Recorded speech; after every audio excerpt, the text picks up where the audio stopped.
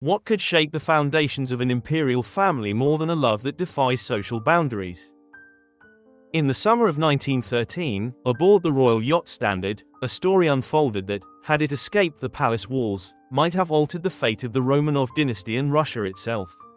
The eldest daughter of Nicholas II, Grand Duchess Olga Nikolaevna, dared to fall in love with a man far below her station, a young midshipman. For a family where every step was dictated by duty and political calculation, such a feeling was not just unacceptable, it was a threat. The emperor and his inner circle faced a choice with no room for compassion: protect the throne or preserve their daughter's right to personal happiness. The decision was as harsh as much of the fate of the last imperial house. The royal family spent summer months in the north not by whim but by necessity. Empress Alexandra Feodorovna's fragile health demanded the cool, quiet respite that neither stifling Petersburg nor sweltering Crimea could offer. Her heart troubles and constant fatigue eased only among the rocky Finnish skerries, where the Standard sailed year after year, becoming an unofficial summer retreat for the Romanovs. In autumn, the journey from Sevastopol to Yalta also took to the sea, where fresh air relieved not only the empress but also the heir, Alexei, doomed from childhood to battle illness. Life aboard the Standard was far from the rigid ceremony of the Winter Palace. There, every step followed ritual, and even a smile could breach etiquette. But in the yacht's low ceilings and narrow cabins, a different closeness thrived. Alexandra Feodorovna and her daughters, Olga and Tatiana, could do what was unthinkable in Petersburg: pop into the bridge and offer watch officers pastries or candies. The gesture didn't erase the gulf between them and their subjects, but for a moment, it created the illusion of ordinary human life. Tsarevich Alexei found his own solace on board.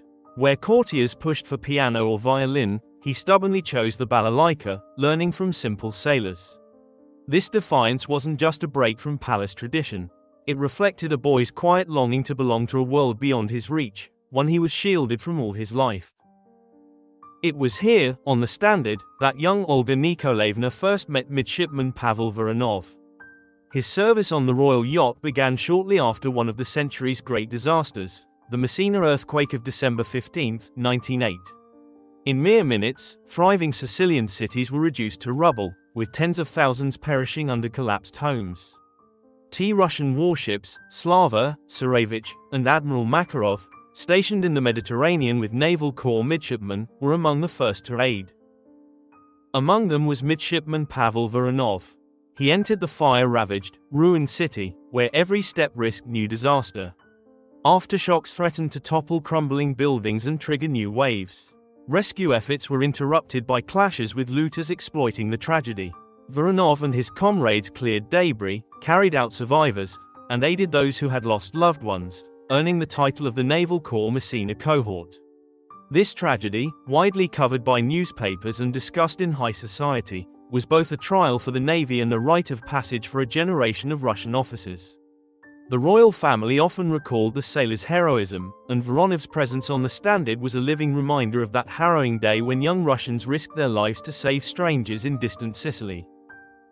Pavel Voronov, a 25-year-old sailor from an old noble family of Kostroma province, had a rare gift for recounting his experiences without bravado or exaggeration.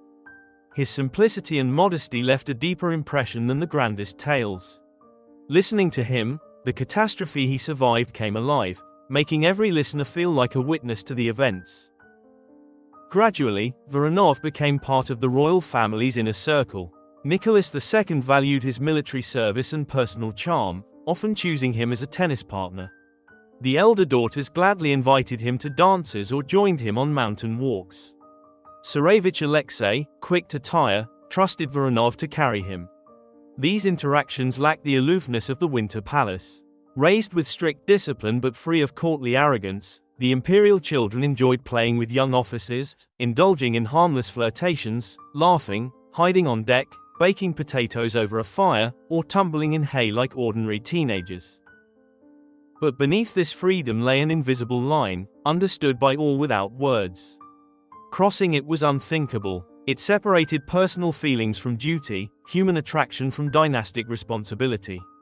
Though life on the Standard felt almost homely and carefree, everyone knew the strict, unyielding logic of the monarchical world lurked behind it, where a misstep could cost dearly. Olga ventured too close to that forbidden line, one no imperial child had dared cross before. In the confined world of the Standard, her affection could not stay secret. At a ball for her 18th birthday, she danced most often with Midshipman Voronov. And it had long been noticed that whenever he raised his binoculars toward Lavardia Palace, a figure in a white dress, Olga Nikolaevna, would appear on the shore. Empress Alexandra Feodorovna couldn't ignore what was happening. She saw this was no fleeting girlish fancy but a love Olga no longer tried to hide. The memory of Nicholas's younger sister, who defied family protests to marry a guards officer, lingered, a scandal contained within court gossip. Olga's situation was far more dangerous. As the Tsar's eldest daughter, she was a bride fit for any European throne. Her hand carried not just family but state significance, leaving no room for compromise. To the Empress, allowing Olga to follow her heart risked the dynasty's prestige. The family's decision was merciless toward Olga. Pavel Voronov was firmly told that marrying Countess Olga Klein-Michel, niece of a court lady-in-waiting, was not just desirable but essentially mandatory if he hoped for a career and future security. The wedding was arranged with startling haste, as if the imperial family sought to quash any hope of another outcome. The ceremony was set for February 7, 1914. The wedding rings bore the names of the bride and groom, Pavel and Olga. But the name on the ring did not match the woman who had truly won his heart. For the Grand Duchess, attending this event was an unimaginable ordeal. By tradition, the entire family had to be present, and young Olga was forced to watch as a priest blessed her beloved's marriage to another. Few moments could better illustrate the cost imperial children paid for the sake of state interests. What followed is well known. The revolution swept away the old world. Grand Duchess Olga Nikolaevna lived only 22 years, perishing with her family in the July night of 1918. Pavel Voronov faced a different trial. His resilience, forged in Messina, and his military training carried him through the chaos.